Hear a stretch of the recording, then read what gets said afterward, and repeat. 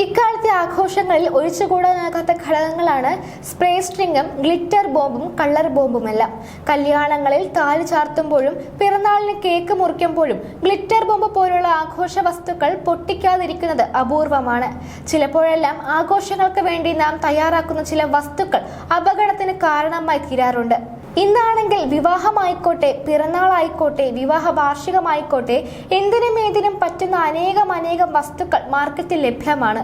അടുത്തിടെ ബംഗളൂരുവിൽ ഒരു യുവതിക്കും ഇതുപോലെ ഒരു അപകടം സംഭവിച്ചു.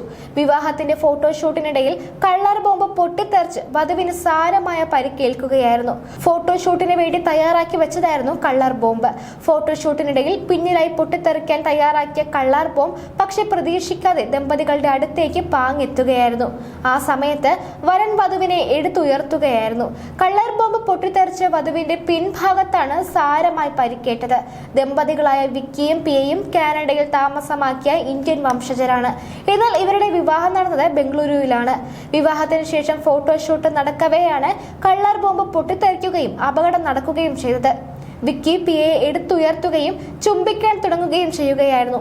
പെട്ടെന്നാണ് അങ്ങോട്ട് കളർ ബോംബ് എത്തുകയും പൊട്ടിത്തെറിക്കുകയും ചെയ്തത്.